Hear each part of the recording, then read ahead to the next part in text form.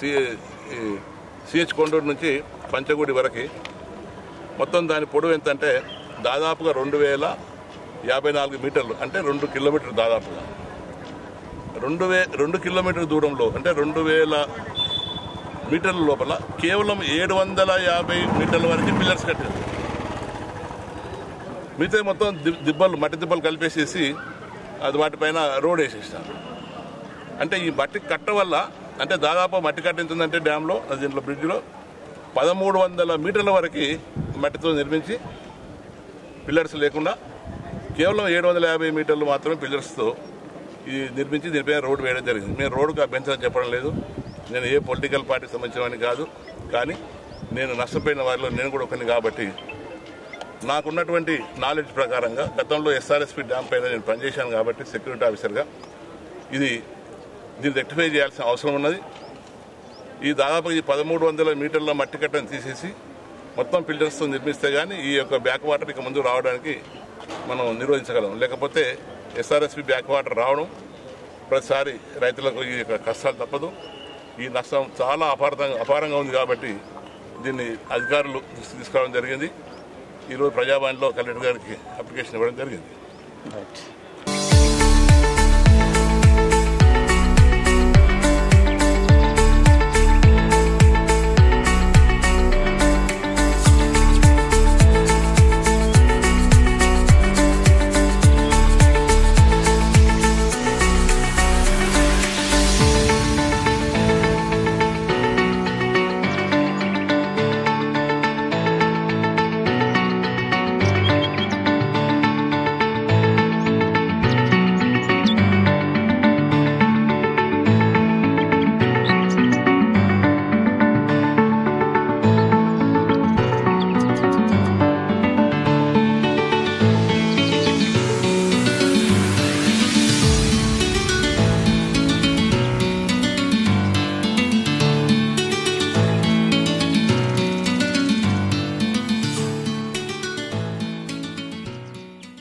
నా పేరు శిరీష.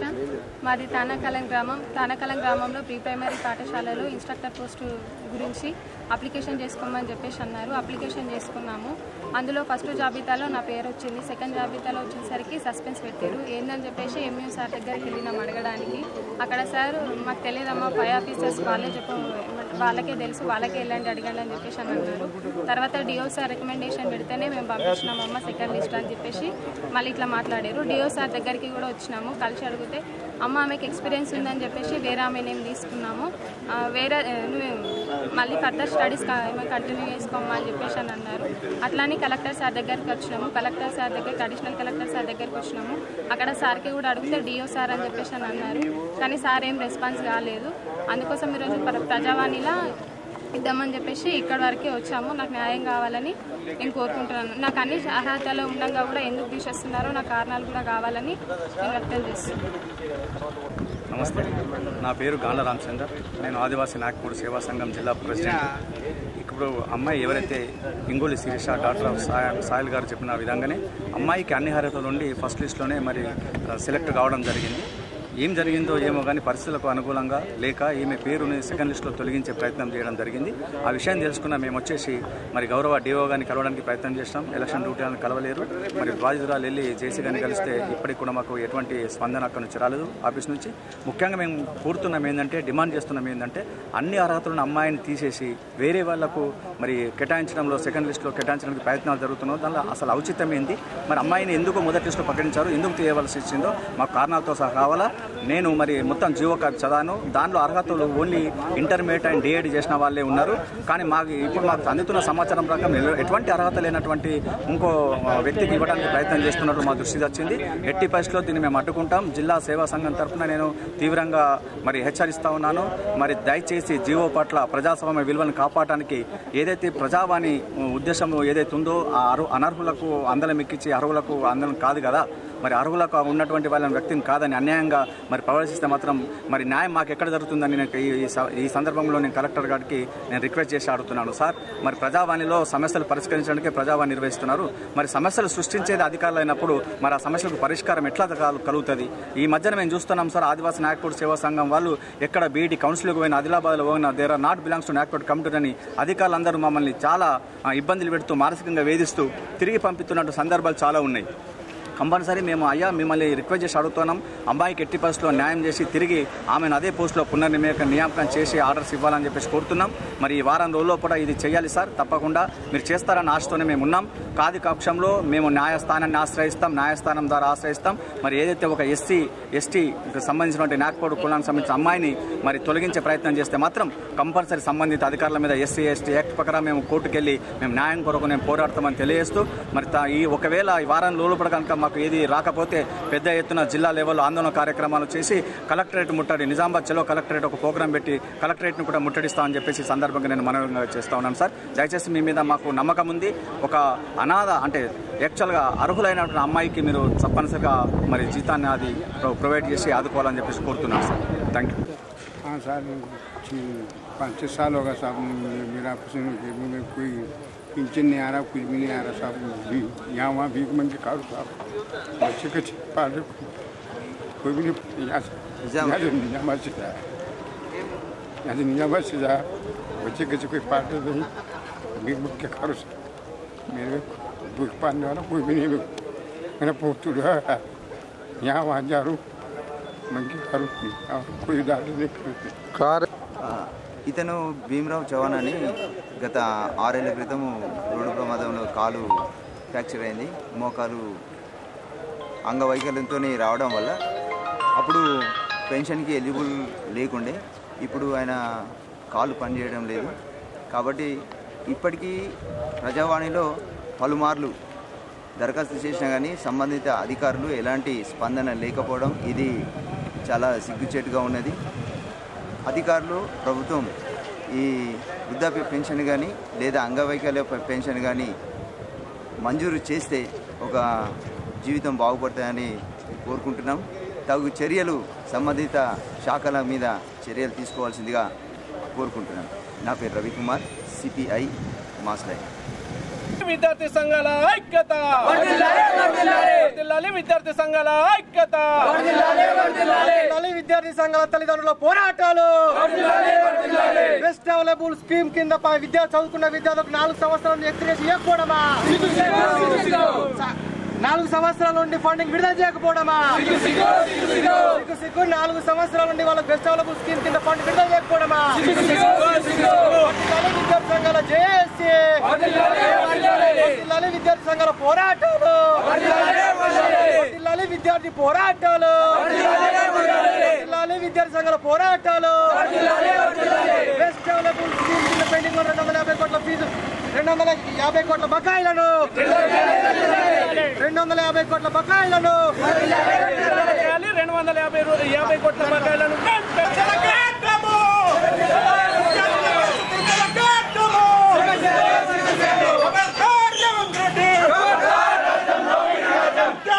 భవిష్యత్తు చెలగాటము.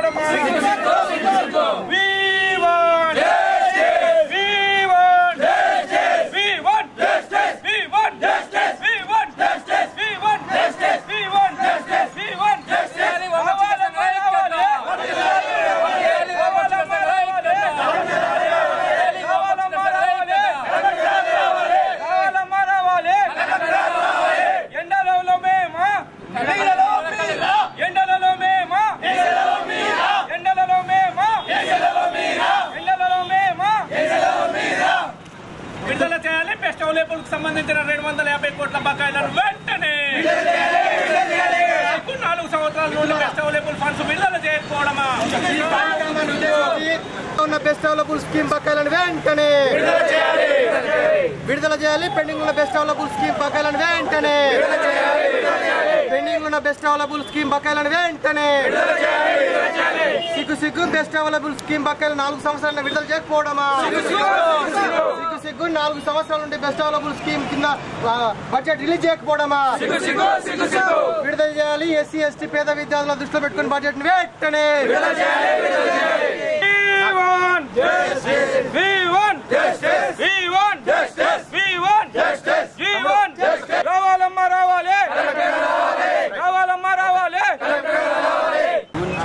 ఏదైతే గత 4 సంవత్సరాల నుంచి పెండింగ్ లో ఉన్నటువంటి మన బెస్ట్ అవైలబుల్ స్కీమ్ యొక్క 4 సంవత్సరాల నుంచి రాష్ట్ర వ్యాప్తంగా కూడా పూర్తి బిల్లులు బకాయిలో ఉన్నాయి. ఏదైతే సుదీర్ఘంగా మరి బెస్ట్ అవైలబుల్ స్కూళ్ళు రాష్ట్రం మొత్తం కూడా 300 స్కూళ్ళు ఉన్నాయి. ఈ యొక్క 300 స్కూళ్ళకు గాను 250 కోట్ల రూపాయలు కానీ బకాయిలు ఉన్నాయి. మనం ఎక్కడ కూడా చూసుకున్నట్లయితే బెస్ట్ అవైలబుల్ స్కీమ్ అంటే మెరిట్తో కూడుకున్నటువంటి అదేవిధంగా ఎవరైతే వెనుకబడిన తరగతులు ఎస్సీ కానీ వీరికి సంబంధించిన టాలెంట్ ఉన్న విద్యార్థులకు ఈరోజు నాణ్యమైన చదువుకి దూరం చేసే విధంగా నేడు రాష్ట్ర ప్రభుత్వం కుట్రలు చేస్తూ ఉంది. కావున ఏదైతే పెండింగ్లో ఉన్న 250 కోట్ల రూపాయలు విడుదల చేయాలని నేడు బోధన్ విద్యార్థి జేఏసీ ఆధ్వర్యంలో నేడు కలెక్టరేట్ ముట్టడి కార్యక్రమం చేయడం జరిగింది. ఇప్పటికైనా బేషరతున వెంటనే రాష్ట్రం మొత్తంలో 250 కోట్ల రూపాయలు విడుదల చేయాలి. లేకపోతే మరో తెలంగాణ ఉద్యమం లాగా ఏదైతే వెనుకబడిన తరగతులు ఎస్సీలు అయితే ఎస్టీలు అయితే వీళ్ళ గురించి ప్రతి ఒక్క విద్యార్థి నాయకులు కానీ ప్రతి ఒక్క విద్యార్థి సంఘాలందరం కూడా నడుం బిగించి పెండింగ్లో ఉన్న 250 కోట్ల గురించి పోరాటం మరింత ఉధృతం చేస్తాం అని చెప్పేసి కూడా ఈ సందర్భంగా తెలియజేస్తా ఉన్నాం.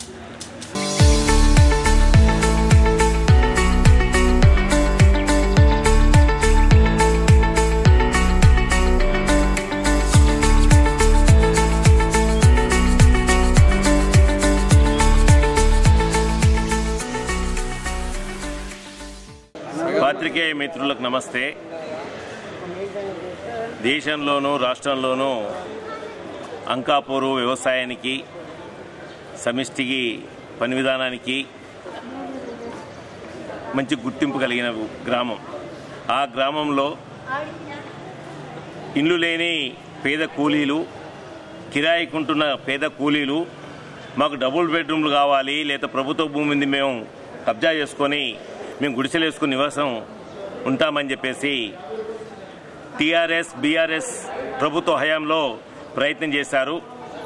ఆ రోజు హామీ ఇచ్చింది, మేము ఇక్కడ డబుల్ బెడ్రూమ్లు కట్టిన తర్వాత మీకు తప్పనిసరిగా ప్రతి ఒక్కరికి డబుల్ బెడ్రూమ్ ఇచ్చినట్టుగా చేస్తామని 52 మందికి హామీ ఇచ్చింది.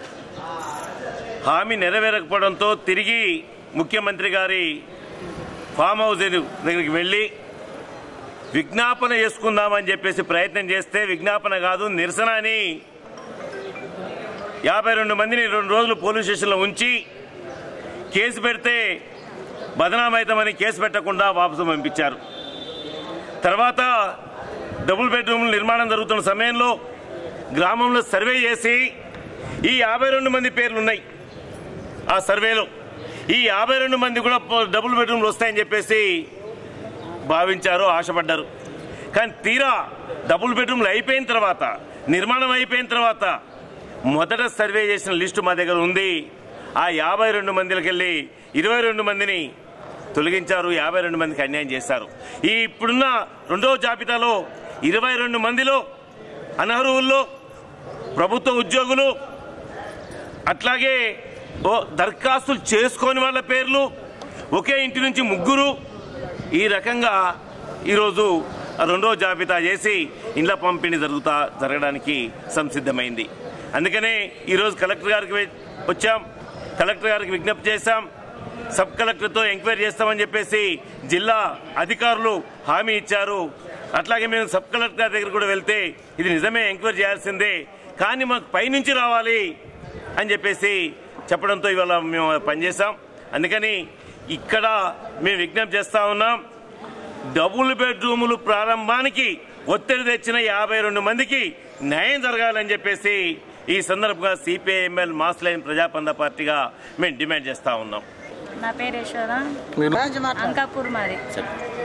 మేము డబుల్ బెడ్రూమ్ల కోసము గతంలో కేసీఆర్ పాలన జరిగినప్పుడు మేము హైదరాబాద్కి వెళ్ళడం జరిగింది. అక్కడ మేము హైదరాబాద్కి వెళ్తే మమ్మల్ని పంజాగుట్ట పోలీస్ స్టేషన్లో 2 రోజులు పెట్టి కేసు పెడితే ఎక్కడ వాళ్ళు ఇబ్బందులలో పడి వాళ్ళ పరుగు పోతుందని చెప్పేసి వాళ్ళు వెనుకకు తగ్గి మాకు నచ్చజెప్పి ఇండ్లు కట్టిస్తాము అని నచ్చజెప్పి మమ్మల్ని రిటర్న్ పంపించిన 6 నెలల దాకా కూడా మళ్ళీ మాకు అధికారుల నుంచి ఎలాంటి సమాధానం రాకపోవడంతో మేమే అక్కడ ఎక్కడైతే ఖాళీ స్థలం ఉందో అక్కడ గుడిసెలు వేసుకొని ఉంటామని గుడిసెలు వేసుకోవడం జరిగింది. దాంతో ప్రభుత్వం దిగొచ్చి శంకుస్థాపన చేసి డబుల్ బెడ్రూమ్లు కట్టడం ప్రారంభించారు. డబుల్ బెడ్రూమ్లు కట్టడం ప్రారంభించేటప్పుడు లిస్టు తయారు చేసిరు. అసలు లేని వాళ్ళు ఎవరు అని చెప్పేసి ఇండ్లు లేని వాళ్ళ పేర్లు తీసిరు. అందరి అప్పుడు ఫస్ట్ లిస్టులో మా పేర్లు ఉండే ఇల్లు కట్టడం పూర్తయ్యేసరికి మేము పంజాగుట్టకు పోయిన వాళ్ళ పేర్లు అన్నీ ఫస్ట్ లిస్టులో ఉండే. ఇప్పుడు ఇండ్లు కట్టడం పూర్తయ్యేసరికి మా పేర్లు తొలగించి మధ్యలో పేర్లు పలుకుబడి ద్వారా ఇంకా కొంతమంది సపోర్ట్ ద్వారా అది ఏ రకంగా వచ్చిందో, డబ్బు ద్వారా వచ్చిందా ఎట్లా వచ్చిందా అన్నది వాస్తవం అయితే మాకు తెలియదు. కానీ అసలుకే లేనోళ్లకు ఇవ్వకుండా ఉన్నోళ్ళకు ఇచ్చిర్రు. మాకు మాత్రం అన్యాయం చేసిర్రు. అది ఎవరు అన్యాయం చేసినా సరే కానీ మేము మాత్రం కలెక్టర్ ఆఫీస్కి వచ్చి కలెక్టర్ ద్వారా మాకు న్యాయం జరగాలని కోరుకుంటున్నాం. ఒక్కొక్క ఇంట్లో 2-3 వచ్చింది ఇండ్లు, మాకు అసలుకే లేదు. మేము కిరాయి ఇండ్లల్లో బతుకుతున్నాము. నాటి నుంచి నీటి దాకా మేము కిరాయి ఇండ్లల్లో బతుకుతున్న వాళ్ళకు లేదు. ఇండ్లు ఉండి అమ్ముకున్న వాళ్ళకు వచ్చింది. ఇండ్లు ఉన్నోళ్ళకి ఇచ్చిర్రు, జాగాలు ఉన్నోళ్ళకి ఇచ్చిర్రు. మరి మేమేం పాపం చేసినాం, మాకెందుకు ఇస్తలేరు? మా మీద ఎందుకు అంత కక్ష ప్రభుత్వానికి? ఎందుకంటే మేము డబ్బులు ఇవ్వలేము అన్నట్టు మమ్మల్ని ఆపేసిర్రా. మాకు ఖచ్చితంగా కలెక్టర్ ఆధ్వర్యంలో మేము మాట్లాడుతున్నాము. మాకు ఖచ్చితంగా డబుల్ బెడ్రూమ్లు కావాలి. ఇదే మేము కోరుకుంటున్నది. నా పేరు నరేష్. నేను గురుకుల పాఠశాల సాంఘిక సంక్షేమ గురుకుల పాఠశాలలో పనిచేస్తున్నా. గత 10 సంవత్సరాలుగా పనిచేస్తున్నాను. నిజామాబాద్లో పనిచేయబట్టి దాదాపుగా 10 సంవత్సరాలు కావస్తుంది నేను పనిచేయబట్టి. నాకంటే ముందు 18 సంవత్సరాల నుంచి నా అటెండర్ పోస్ట్లోనే 18 సంవత్సరాల నుంచి రిక్రూట్ చేయబడ్డట్టు ఉన్నారు. మాకనేది ఈ అటెండర్ వాచ్మెన్లని గవర్నమెంట్ శాంక్షన్ చేసినటువంటి పోస్టులు ఇవి. ఈ పోస్టులకు రిక్రూట్మెంట్ కాకుండా దాదాపుగా 30 సంవత్సరాల నుంచి అదే విధంగా ఉన్నాయి. ఏంటంటే 30 సంవత్సరాల నుంచి ఈ విధంగానే ఖాళీగా ఉన్నాయి. అంటే అప్పుడు నింపినటువంటి పోస్టులు అందరూ కూడా రిటైర్ అయిపోయిన వాళ్ళని అందరినీ కూడా అవుట్సోర్సింగ్ పద్ధతిలో తీసుకుంటున్నారు. కనీస వేతనం కూడా చెల్లించకుండా మమ్మల్ని చాలా గోసలు పెడుతున్నారు. ఏంటంటే ఇది ప్రభుత్వం నిజంగా పూర్తిగా తప్పిదం ప్రభుత్వందే. మా మధ్యలో ఏజెన్సీని ఇచ్చి ఒక్కొక్క ఎంప్లాయీ వెనక దాదాపు 5,000 నుంచి 8,000 లోపు మా నుంచి తీసుకుంటున్నారు. దయచేసి మా సంస్థలో పనిచేసే 120 మంది ఎంప్లాయీస్ యొక్క ప్రతి సంవత్సరం ఒక్క నెలలోనే కొన్ని లక్షల రూపాయలు వాళ్ళు దండుకుంటున్నారు. ఇది మా ఉద్యోగులకు సంబంధించినటువంటి ఈ రూపాయలని వాళ్ళు ఖచ్చితంగా మాకు ఇప్పియాల. గవర్నమెంట్ ఏజెన్సీని రద్దు చేసి ఒకటి పిఆర్సీ 2020ని సవరించి కనీస వేతనం మాకు కేటాయించాలని చెప్పేసి మీడియా ద్వారా మీ అందరికీ ప్రభుత్వాన్ని కోరుతున్నాం. గత ప్రభుత్వం అన్యాయం చేసింది కావచ్చు, కానీ వచ్చిన ప్రభుత్వం అన్నా కానీ మాకు కనీస న్యాయం చేస్తుందని మేము అనుకుంటున్నాం. అవుట్సోర్సింగ్ వాళ్ళు మా యొక్క డిమాండ్ని ఖచ్చితంగా న్యాయమైన డిమాండే. ఇక్కడ కూడా మాకు ఏ ప్రభుత్వానికి భారం పడకుండా మేము అడుగుతున్నాం. మా న్యాయమైన డిమాండ్ని నెరవేర్చాలని చెప్పేసి ఈరోజు కలెక్టర్కి మెమోరాండం ఇవ్వడం జరిగింది. ఈ విధంగా ఇది మా డిమాండ్స్ని నెరవేర్చకపోతే ఇది కాస్త తీవ్రతరం ఉద్యమతరంగా తీసుకుపోతామని చెప్పేసి మేము మీడియా ద్వారా తెలియజేస్తున్నాం.